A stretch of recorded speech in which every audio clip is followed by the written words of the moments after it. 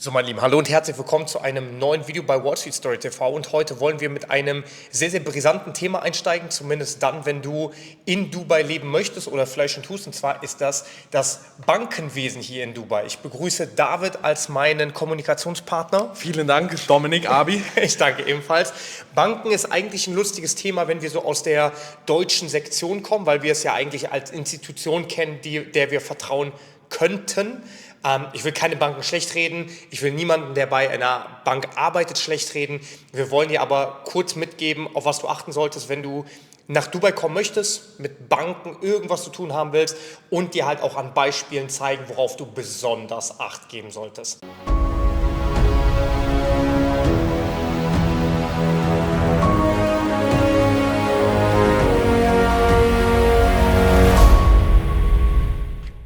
Ich würde sagen, David, berichte gerne mal, was für Banken gibt es hier überhaupt? Ja, also es gibt ganz, ganz viele Banken. Es gibt natürlich im Endeffekt halt nationale Banken, die halt hier von UAE herkommen, aber auch internationale Banken, die halt im Ausland sitzen, wie zum Beispiel HSBC oder ich glaube auch Citibank, ETC. Ansonsten darüber hinaus halt ja die lokalen wie Emirates Islamic, Emirates NBD und ganz, ganz viele. Also da gibt es hier, ich würde es mal grob schätzen, vielleicht 10 bis 20 Banken, so um den Dreh. Die großen auf jeden Fall. Es gibt natürlich noch super viele von den kleineren Banken, auch so Investmentbanken und sowas, aber so von den großen Schiffen, ja. Safe, ja. Und wenn du hier quasi in so einer lokalen Bank deinen Account eröffnen möchtest, dann gibt es natürlich immer erstmal privaten oder Businessbank-Account und du kannst sowohl Privat- wie auch Businessbank-Account überhaupt gar nicht eröffnen, wenn du kein Resident hier bist, ja. Das heißt, du brauchst unbedingt die Emirates-ID. Diese bekommst du, wenn du entweder selber ein Business hier hast oder irgendwo angestellt bist. Das sind so die zwei Möglichkeiten. Alternativ halt auch, wenn du eine höhere Summe hier investiert hast in Real Estate, dann kannst du das auch erhalten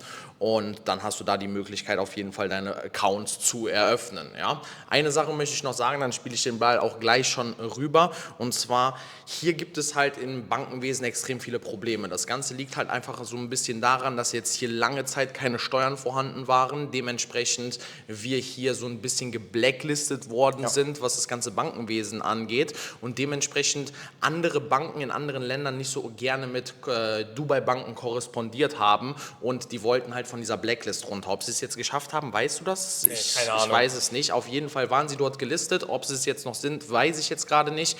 Aber um davon wegzukommen, haben die hier gerade im Bankenwesen unfassbar ekelhafte Regularien, die teilweise sogar komplett uneinsichtig sind und unverständlich, weil du selbst mit guten Absichten, wir haben ja niemals irgendwo Geldwäsche betrieben oder sonstiges, aber selbst wenn du mit guten Absichten hier einfach ganz normal deinen Bankaccount führst, kommen halt ständig irgendwelche Rückfragen von irgendwelchen Zahlungen und so weiter und so fort. Und genau deswegen ist es halt unfassbar wichtig, dass du sowohl einen privaten wie auch einen Businessbank-Account hast. Businessbank-Account natürlich ganz klar nur, wenn du hier auch ein eigenes Unternehmen hast, aber da ist halt wirklich so wichtig, dass jede Transaktion über diesen Businessbank-Account läuft. Das heißt, egal was du in deiner Company verdienst, lässt du dir erst auf den Businessbank-Account auszahlen und von dort aus kannst du dir dann deinen Teil quasi auf dein privates Konto überweisen. Dann gibt es weniger Probleme, aber natürlich wäre es auch zu schön, um wahr zu sein, wenn es gar keine mehr geben würde. Und in Sachen Probleme würde ich tatsächlich den Ball jetzt einmal kurz so zu dir rüberspielen, weil ich glaube, da hast du auch schon deine Erfahrungen gemacht, natürlich genauso wie ich, aber bei dir ist es jetzt gerade ein bisschen aktueller. Ja. Hau doch mal raus, was geht da ab bei Citibank? Ja, also die Sache ist halt die, wie David schon sagt, es ist unfassbar wichtig, dass du alle Einnahmen aus deinem Geschäft auch über diesen Business Bank Account laufen lässt. Aber bevor wir kurz in den Problemen kommen, nochmal der Punkt, es ist gar nicht so einfach, ein Geschäftskonto hier zu eröffnen und das werden die Menschen dann feststellen, wenn sie es müssen. Du brauchst einen Business Bank Account, aber weil es diese Blacklist ist, weil hier Geld gewaschen wurde oder weil die UAE vielleicht nicht so international den Stellenwert hatte, gibt es hier einfach im Bankenwesen riesengroße Beschränkungen.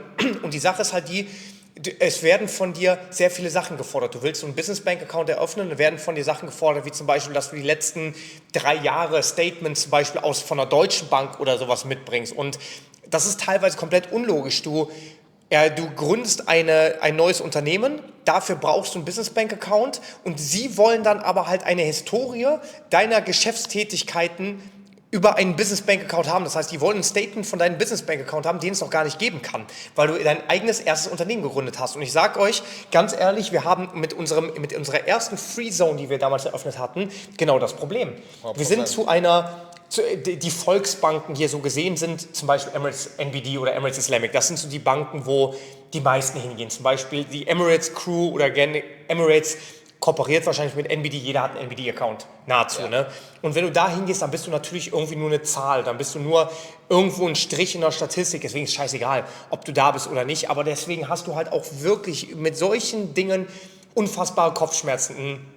Ein Personal Banking Account kannst du dir in aller Regel relativ schnell eröffnen, und zwar ein Current Bank Account. Das kannst du dir innerhalb von Minuten eröffnen und das geht meistens durch, wenn du eine Emirates ID und einen gültigen Reisepass hast. Einen Savings Account, den kannst du dir meistens nur im Anschluss eröffnen, und das ist ganz wichtig, in dieser Reihenfolge zu machen. Weil wenn du erst einen Savings Account eröffnest, wo du zum Beispiel dann von irgendeiner Sparrate profitieren kannst, dann wirst du sehr häufig abgelehnt, wenn du noch keinen Current Account hast. Und wenn du einmal abgelehnt wurdest, ist es meiner Erfahrung nach nicht ganz so einfach, diesen Current Account zu eröffnen. Sobald du deine Fuß in der Tür hast, dann geht's. Und jetzt gleich komme ich auf die Probleme zu sprechen. Mir ist das nur wichtig, dass wir halt auch ganz klar sagen, woran es hapert. Für den Business Bank Account, es gibt Lösungen und einige Menschen erkaufen sich Lösungen, indem die halt sagen, okay, ich kenne da jemanden im Hintergrund und hier und da. Ganz klar, für einen Business Banking Account musst du kein Geld zahlen. Wir haben, weil wir naiv waren, oder sagen wir eher, wir waren nicht naiv, aber wir haben Menschen vertraut hier in Dubai, wurden wir um 10.000 Dirham erleichtert, weil uns gesagt wurde, so viel kostet eine Business Bank Eröffnung. Für uns war klar, nein, tut sie nicht, weil das kannst du im Internet nachschauen. Aber es wurde halt sehr, sehr schön mit uns gespielt und ja, hier und da und wir müssen dem und denen Bescheid sagen, weil sie ja noch die und die Unterlagen brauchen. Wir haben 10.000 Dirham dafür bezahlt, für einen Business Bank Account, der im Nachhinein nicht funktioniert hat, weil er keine Zahlungen akzeptiert hat. Keine einzige Transaktion ist durchgegangen. Das war halt wirklich schon ein Business Bank Account, um kurz darauf einzugehen, der quasi nur lokales Geld akzeptiert hat. Das heißt, sobald eine Transaktion aus dem Ausland gekommen ist, wurde die von der Bank direkt abgelehnt. Dementsprechend für uns von Leuten, die gar kein Geld aus UAE beziehen, sondern unser Broker sitzt im Ausland, alle Digistore-Zahlungen, die wir bekommen durch Coachings, etc., auch das liegt im Ausland und dementsprechend war dieser Bankaccount einfach kein einziges Mal in Benutzung. Komplett. Ja. Ich will dir aber trotzdem sagen, also das ist kostenlos, aber was du halt machen kannst, machen solltest, nicht einfach online durchlaufen, sondern du findest bei den meisten Banken Ansprechpartner, die vielleicht auch hintenrum, und da musst du ganz klar aufpassen, die versuchen dir hintenrum irgendwas abzuziehen. Die versuchen hintenrum über irgendeine Möglichkeit zu sagen, ja, gib mir 5.000 Dirham, dann regle ich das für dich. Gib mir 10.000 Dirham. Die Frage ist, ob du da mitspielen willst. Das bleibt dir überlassen. Einige, die bei der Bank arbeiten, die ziehen das dann halt auch durch. Hier öffnen die deinen Bankaccount. Trotzdem muss dir halt klar sein, es wird doch im Hintergrund ein bisschen was geschmiert. Und so kann es halt auch funktionieren. So kannst du auch schneller Bankaccounts bekommen. Aber ja, wenn du jemanden Ansprechpartner findest, Relationship Manager oder bei den Banken, du kannst den meisten deine Intention erklären, du kannst den meisten sagen, das und das sind meine Geldquellen, so viel nehme ich ein, durchschnittlich, und das erwarte ich, und irgendwann kriegst du dann halt auch einen Account. Jetzt kommen wir kurz zu diesen Problemen, meine Historie hier mit Banken. Ein Bankaccount wurde mir geschlossen, aufgrund von Zahlungen, beziehungsweise, wir können das mal ganz klar sagen, als wir zusammengelebt haben, David und ich, hat einer die Miete bezahlt und der andere hat halt die Hälfte überwiesen. Das haben wir auch mit der Stromrechnung so gemacht, mit der Wasserrechnung, das haben wir teilweise aber auch mit Einkäufen gemacht oder wenn wir halt investiert haben. Beispielsweise, wir haben uns damals einen PC für unser Live-Seminar gekauft, dann hat der eine das halt vorgestreckt und der andere hat ihm das überwiesen. 1,5 Jahre war gut und dann kam halt die Frage, ja, was für Zahlungen waren das? Und keine Ahnung, 1.500 Dirham oder sowas nach 1,5 Jahren, keine Ahnung, was das ist. Ja, normal nicht. Ne? Dann waren wir in der glücklichen Situation, dass wir uns zum Beispiel auch eine Uhr kaufen wollten, die uns gefallen hat. Und dann kam halt die Frage, was sind das für Ausgaben hier im Rolex Store und sowas. Und die Sache ist halt, die musste ich belegen oder die musste ich versuchen zu belegen. Ich hatte aber für viele Dinge, wie belege ich, dass ich den David für einen PC, den wir gebraucht gekauft haben, für 2.600 Dirham, dass ich ihm 1.300 Dirham überwiesen habe. Unmöglich. Genau, eben. Und dann musste ich zur Relationship Managerin, habe ihr das alles erklärt und die sagt, ja, hier wegen Compliance und so weiter ist halt schwierig, aber wir versuchen es. Und du sitzt dann da. Und dann wird Hardcore verkauft. Da wird da gesagt, ja, weißt du, das Ding ist, die Bank hat ja gerade noch keinen Vorteil von dir und. Deswegen, wenn du ein Investment abschließt bei uns, dann bist du höher angesehen und dann lassen die dich auch meistens in Ruhe. Ich dachte, ich habe daraus gelernt. Emirates Islamic hat mir da mein Konto geschlossen, weil ich gesagt habe, auf gar keinen Fall. Ich habe mir selber diesen Trading-Skill angeeignet. Ich zahle nicht 5% Gebühren, damit jemand anderes für mich mein Geld verwaltet. War bei einer großen amerikanischen Bank und bin in der glücklichen Situation, Citigold Private Member zu sein. Das heißt also, ein Kontostand über 1 Million US-Dollar auf diesem Konto zu haben. Ich dachte, dass dadurch vielleicht Lösungen für meine Akkumulation, für meine Vermögensakkumulation ein bisschen personalisierter sind. Meine erste Relationship Managerin, warum kriege ich das Wort nicht hin, war super lieb, super korrekt, alles gut, hat mich nur einmal gefragt, willst du Investments machen? Ich habe gesagt, lohnt nicht, weil ich selber den ganzen Bums mache, alles klar. Die zweite, dann hat sich das letztendlich gewechselt. Dann ich glaube auch, es hat sich gewechselt, weil die einfach nicht genug Sales, weil die war zu nett, die war zu korrekt, hat dementsprechend nicht die Numbers geliefert und die sind wahrscheinlich auch, also nicht wahrscheinlich, sondern das sind ja keine schlechten Menschen, aber die kriegen von der oberen Ebene mit Sicherheit so einen Zahlendruck und was passiert, die müssen das dann am Kunden rauslassen, anders Komplett. geht's nicht. Die hat nicht geliefert, alles klar, du gehst wieder zurück in dein Heimatland, so traurig das jetzt klingt und wir nehmen eine andere, die die besseren Numbers geliefert haben. Wahrscheinlich, also ich kann mir das vorstellen, dass der Bankensektor halt auch tough ist, ne, da zu arbeiten. Deswegen, ich nehme es ja nicht übel, weil ich meine, im Prinzip, wenn wir von unserer Dienstleistung überzeugt sind, verkaufen ist ja nicht immer was Schlechtes. So, ne? Deswegen, um Gottes Willen, ich will nicht sagen, verkaufen ist was Schlechtes, aber dann kam eben die neue Ansprechpartnerin, besseres Wort, kann ich auch aussprechen. Und dann ging es sofort, ja, lass uns nächsten Dienstag treffen. Und dann habe ich halt gesagt, ja, schwierig bei mir, wirklich, es war die ganze Zeit beharrt auf dieses Treffen. Da wurde ich in die Jumeirah Branch eingeladen, die halt extra für dieses Kundenklientel quasi so ausgestattet ist, beziehungsweise auch nur für die quasi gemacht ist. Und dann saßen wir da halt am Tisch und dann ging es halt darum, ja, wie viel Geld hast du auf den Accounts, wie viel Geld hast du auf deinen anderen Accounts, was hast du sonst noch so für Vermögenswerte und. Und dann musste ich ein Risikoprofil ausfüllen für Investments und sollte komplett lügen. Ich habe halt gesagt, so und so, das ist mein liquides Nettovermögen, das und das ist investiert und die ganze Zeit wurde drauf gedrückt, dass ich diese IR, glaube ich, heißt das, diese Investment Risk oder was auch immer. Ich war die ganze Zeit zwischen 2 und 3, halt moderat konservativ, weil ich halt nicht unbedingt aggressiv mein Vermögen jetzt vermehren möchte, sondern halt einfach stabil von Dividenden, von Zinsen leben möchte oder das halt akkumulieren möchte. Ich sollte lügen, ich sollte viel, viel größere Zahlen eingeben, damit ich in diesen IR5 Segment komme, damit ich Hochrisiko-Investments machen kann. In Ordnung. I get it, weil ab IR4, ab dieser Stufe auch, wie heißt es jetzt, für institutionelle Fonds investiert werden können. Das sind Fonds, an die kannst du normalerweise halt nicht rankommen. Naja, dann hinher und ich hatte die Absicht, komm, investiere einfach ein bisschen was, damit ich die Bank in Ruhe lässt. Weil auch in der Vergangenheit wurde ich häufig von dieser Bank angerufen und gefragt, ja, hier sind Zahlungen, wo kommen die her und erwartest du noch weitere Zahlungen und ja, ach hier und da, wir müssen dein Profil nochmal neu ausfüllen, weil wir haben hier ein Turnover von 2 Millionen Dirham stehen und jetzt hast du 3 Millionen Dirham irgendwie bekommen, müssen wir updaten, jede Woche. Die haben mich häufig angerufen als damals, ja, rest in peace, meine Mutter. Ich hatte mehr Kontakt mit meiner Bank als mit meiner Familie, auch eigenverschuldet, aber gut.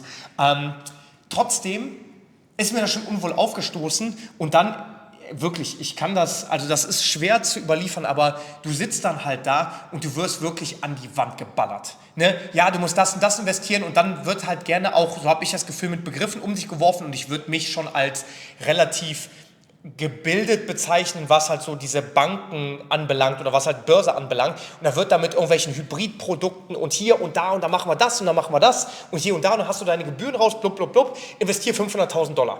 Und dann habe ich ihr gesagt, warte mal, das Geld, was ich jetzt auf dem Account habe, ziemlich exakt ist genau das, was ich innerhalb der nächsten 1,5 Jahre brauche, um meine Raten zu bedienen. Und da hat sie gesagt, ja, okay, wann musst du das denn zahlen? Und dann habe ich ihr halt gesagt, 17. Januar, 17. Juni und irgendwann, wenn das Auto geliefert wird, dann halt dann. Hast du keine anderen Funds, aus denen du das bezahlen kannst? Da habe ich gesagt, was denn noch? Also geht's noch, Alter? Ich bin in einer Situation, wo ich mir denke, Alter, du hast dir so viel Geld angespart und die fängt an, ja, kannst du es nicht von irgendwelchen anderen Funds bezahlen? Ich sage, nee, geht nicht. Ja, das ist doof, das ist blöd. Und dann hat die wirklich angefangen, sorry, dass ich gerade so viel rede, easy. Aber da hat die wirklich angefangen, ich bin in der unfassbar glücklichen Situation, den neuen Lamborghini Revuelto zu bekommen. Der kostet 2,7 Millionen Dirham. 300.000 habe ich schon angezahlt, 2,4 muss ich noch zahlen. Und da hat sie halt gefragt, was für Investments das sind. Da habe ich gesagt, das sind 4 Wohnungen, die ich noch abbezahlen muss und halt ein Auto. Ja, muss das Auto denn sein? Ich habe gesagt, kommst du klar? Wie muss das Auto sein? Nee, für deine Provision verzichte ich drauf. Genau, kein Problem. Und dann so, ja, was ist denn das für ein Auto und so weiter. Und dann habe ich halt gesagt, ist ein Sportwagen und so weiter, schwierig halt ranzukommen, bla bla bla. Sie meinte die ganze Zeit so, macht das nicht mehr Sinn für dich zu investieren? Und dann habe ich ihr halt gesagt, bei allem Respekt, aber allein schon dieses Auto wird ein Investment sein, weil dieses Auto ist so nachgefragt, dass wenn ich diese Kohle liefere, ich mache es nicht, aber ich kann es innerhalb von 2-3 Wochen safe mit 10-20% Profit verkaufen. Hat sie nicht verstanden, hat die ganze Zeit darauf gepochert, dass ich halt irgendwie andere Funds beanspruche. Naja, auf jeden Fall habe ich dann gesagt, komm, Hauptsache ihr lasst mich in Ruhe, $300.000 gehen in diese Versicherung. Es war letztendlich eine Versicherung, eine Lebensversicherung, die ich investiert habe, ohne diesen Risikofaktor. Dann kriege ich ein paar Tage später diese offiziellen Dokumente, $400.000 steht da drin. Ob ich bereit bin, $400.000 zu investieren. Ich die angerufen und so weiter und sie, ja, weißt du, was ich mir überlegt habe? Du kannst 70% ja ohne Gebühren abziehen und wenn du das Geld brauchst, dann nimmst du die 70%, kannst die benutzen und der Rest läuft dann halt weiter, ist ja für deine Zukunft und.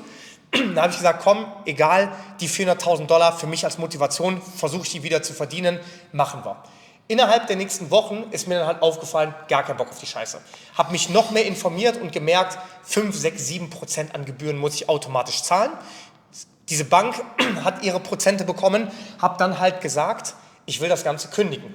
Ja? Und ich habe eine Notlüge verwendet, das kratzt mein Karma-Konto an, aber ich habe dann gesagt, pass auf, es ist halt ein Notfall und eigentlich ist es ja auch ein Notfall, ich muss die Kohle so schnell wie möglich rausbekommen, weil ich keinen Bock darauf habe.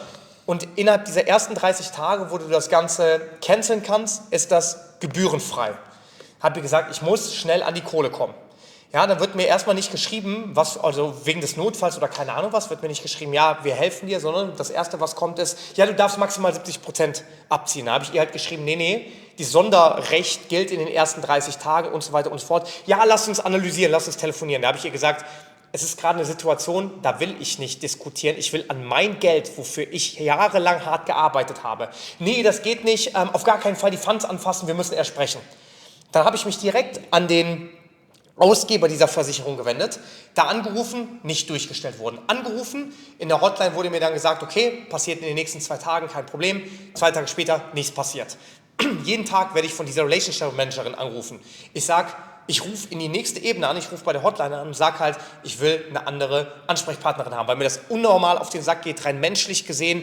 Ich sage, es ist eine Notsituation, dich interessiert das nicht, wenn es eine Notsituation ist und du gehst mir auf den Sack, dass ich meine Kohle nicht bekomme. Dann hat mich die andere angerufen, ja, was denn los wäre, bla bla bla, habe ich das erzählt. Meinen sie, haben, okay, kein Problem, kriegen wir hin. Ruft mich die gleiche Ansprechpartnerin wieder an. Sie will sich treffen, sie will mit mir telefonieren, sie will in Zoom, auf keinen Fall die Funds abziehen.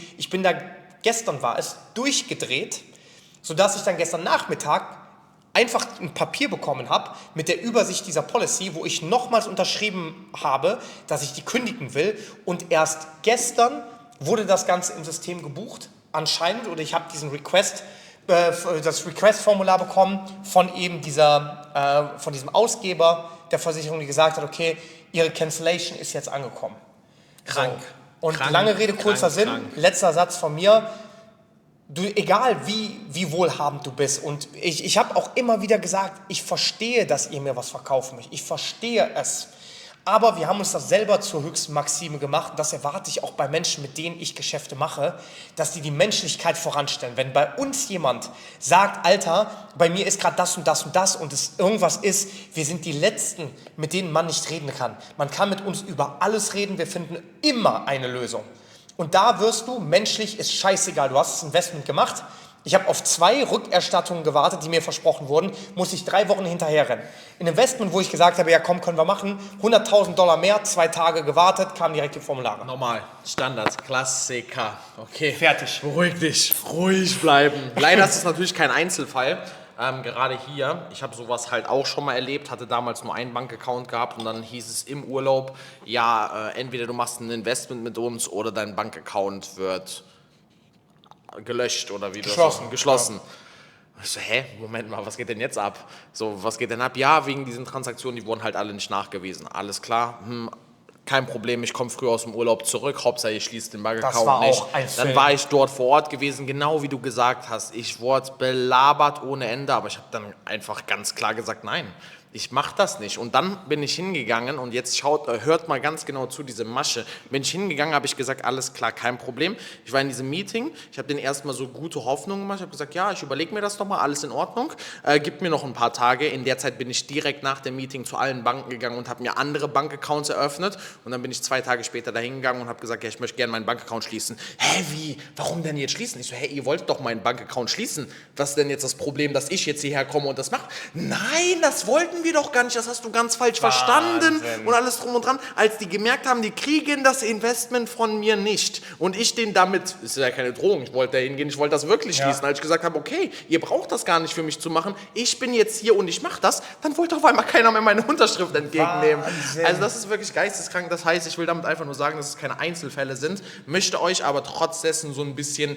jetzt nicht großartige Angst oder sonstiges machen, nämlich mit den Erfahrungen, die wir gesammelt haben, hast du die Möglichkeit davon zu profitieren und in der Zukunft, wenn du hier in Dubai sein solltest oder noch herkommen möchtest, halt nicht die gleichen Fehler zu machen wie wir. Ne? Erstens, lass dich halt niemals belabern von irgendwelchen Bankenprodukten. Meiner Meinung nach, die haben vielleicht ihre Daseinsberechtigung, aber definitiv nicht für uns. Nicht für uns, die selber hart daran gearbeitet haben, sich einen Trading-Skill beizubringen, um dann im Endeffekt das Geld abzugeben an jemanden anderen, der das dann für einen übernimmt und du dich dumm und dämlich an Gebühren bezahlst, sodass am Ende vielleicht im besten Fall ein kleiner Profit rauskommt. Das heißt, du trägst 100% des Risikos mehr oder weniger und am Ende hast du vielleicht nur wirklich ein minimales Gewinn oder einen minimalen Gewinn. Das heißt, pass da auf jeden Fall auf. Damit du im besten Fall gar nicht mal in so eine Situation kommst, dass du irgendwelche Rückfragen bekommst zu Transaktionen, halte dich einfach daran, dass du dir den Business Bank Account eröffnest und dann alle Transaktionen darüber laufen lässt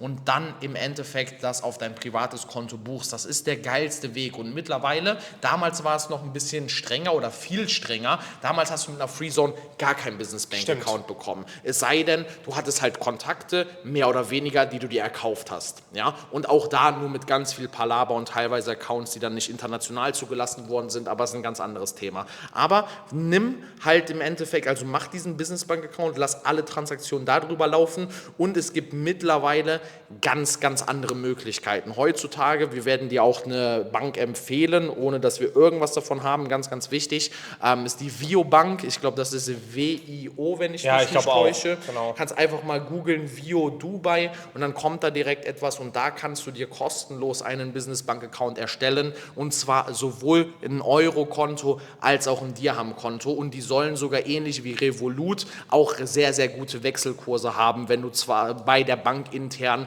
zum Beispiel von Euro auf Dirham wechseln möchtest. Das heißt, jetzt ist es auf jeden Fall deutlich entspannter, egal ob Mainland, ob Freezone oder was auch immer. Du hast jetzt die Möglichkeit, dir diesen Biobank-Account zu machen, easy mit einem Euro-Account auch zu verknüpfen, wenn du beispielsweise Euro-Einnahmen erzielst und dann ist das Ganze relativ entspannt. Ja? Nichtsdestotrotz, wie gesagt, pass einfach auf, Relationship Manager vielleicht noch ein Punkt, das sind keine bösen Menschen, aber die haben halt einfach Zahlendruck dahinter und das merkst du, da brauchst du gar nicht mal unsere Erfahrung, das wirst du relativ zügig merken. Ich will dir halt einfach nur sagen, du sitzt immer am längeren Hebel. Es ist am Ende immer dein Geld, immer dein Kapital und du solltest komplett frei entscheiden, ohne belabert zu werden, wo und wann und wie viel du davon investieren möchtest. Perfekt. Gut. In dem Sinne haben wir, glaube ich, kurz und knapp alle Punkte genannt. Wie gesagt, was du einfach für dich selber mitnehmen solltest, ist, wenn du einen Business Bank Account haben möchtest, mach es bei Vio. Nicht, weil ich irgendwas davon habe, sondern weil es einfach derzeit die einfachste Möglichkeit ist, um da ranzukommen und lass dich einfach nicht belabern. In dem Sinne, danke fürs Zuhören. Deine Wall Street Story oder dein Wall Street Story TV, so nämlich. Ich muss mich noch ein bisschen dran gewöhnen, aber wir kommen dahin. Ich wünsche Ihnen einen geilen Tag. Ciao, ciao. Bis bald. Ciao, ciao.